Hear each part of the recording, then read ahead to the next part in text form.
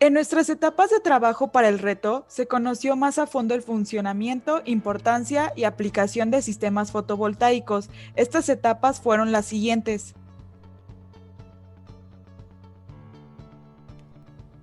A continuación, se presenta la fase 1, donde investigamos el potencial de energía fotovoltaica en México.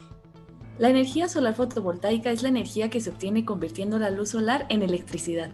Se tiene la meta que para 2024 el 35% de la energía debe provenir de energías limpias, para 2030 el 37.7% y para 2050 el 50%.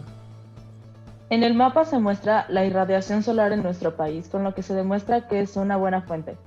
Las energías limpias son entre 10 y 30% más baratas que las energías convencionales. Continuaremos con la segunda fase, la cual consiste en operación, desempeño y selección de sistemas fotovoltaicos. Es la fotovoltaica, un módulo fotovoltaico y un arreglo de módulos fotovoltaicos.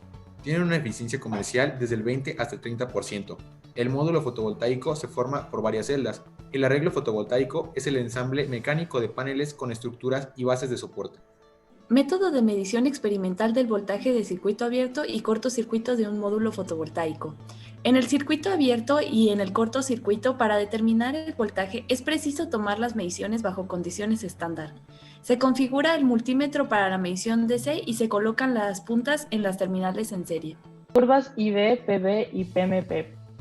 Estas representan el comportamiento de un módulo fotovoltaico en condiciones estándar, valores de corriente, potencia y el punto de máxima potencia bajo el que opera el módulo fotovoltaico. Energía producida por un sistema fotovoltaico anualmente. Medición de un sistema ideal. En un sistema ideal con módulos fotovoltaicos de potencia nominal de 1 kW pico, formada por 5 módulos de 200 watt pico, instalados de tal manera que reciban una irradiación anual de 925 kW por hora sobre metro cuadrado. Selección de módulos fotovoltaicos y estimaciones de costo.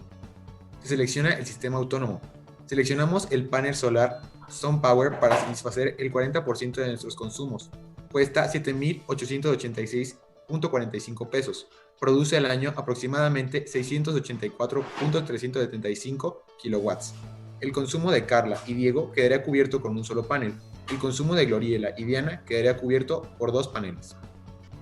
Ahora se presenta la tercera etapa del reto, la cual consiste en simular las curvas IB, PB, PMP en LT-Spice. El primer arreglo en simular fue únicamente una celda fotovoltaica, de la cual se obtuvieron sus curvas corriente-voltaje y potencia-voltaje, en las cuales fue posible visualizar y encontrar los valores de la corriente en cortocircuito, voltaje en circuito abierto y punto de máxima potencia.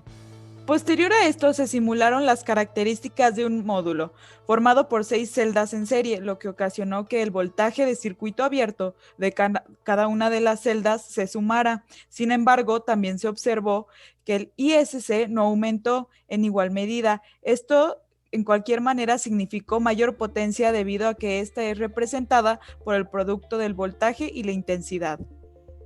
Posterior a esto, se simulan 2 módulos en serie y 2 módulos en paralelo, en los cuales se duplicó el voltaje y se mantuvo la corriente cuando se conectaron en serie. Por el otro lado, cuando se conectaron en paralelo, aumentó la corriente mientras que el voltaje prácticamente se mantuvo, de lo que podemos confirmar que el conectar módulos fotovoltaicos en serie significa un incremento de voltaje de circuito abierto, mientras que una conexión en paralelo representa un aumento de la corriente de cortocircuito. Finalmente, se simula el efecto del sombreado en un arreglo de 2 módulos y se comprueban las hipótesis al comparar gráficas. Finalmente, la cuarta etapa del proyecto se basó en la medición experimental de las características IB, PB y PMP de módulos fotovoltaicos de baja corriente. Se utilizaron 2 módulos de 6 VCC y 100 mA y un potenciómetro de 10 kiloohms. En esta etapa se presentaron ciertos problemas, ya que la cantidad de luz solar medida a lo largo de los días no fue lo suficientemente potente como para alcanzar el 60% de la corriente máxima. Sin embargo, estas se realizaron de igual manera con el máximo valor obtenido, el cual fue igual a 10 miliamperios. Se realizaron 4 mediciones experimentales para 4 arreglos distintos de módulos fotovoltaicos, de los cuales, comparando las pruebas que realizamos en serie y en paralelo, pudimos concluir que en paralelo se dieron los mismos valores que el módulo en el voltaje, pero en los valores de corriente se sumaban. En las pruebas que realizamos en serie, observamos que los valores de la corriente se mantuvieron de la misma manera que haciendo las pruebas de un solo módulo, pero al ser en serie, los voltajes se sumaron. Al sombrear uno de los módulos conectados en serie, observamos que el voltaje mantuvo el mismo valor que probando un solo módulo y que la corriente de cortocircuito se vio disminuida.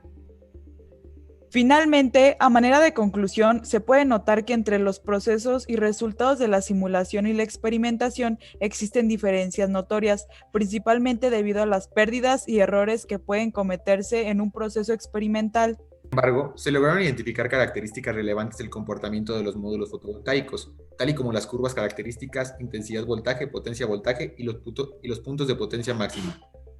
Con lo que en conjunto a la investigación realizada, se han logrado comprender algunos parámetros para medir el desempeño en sistemas fotovoltaicos y su potencial como energía renovable.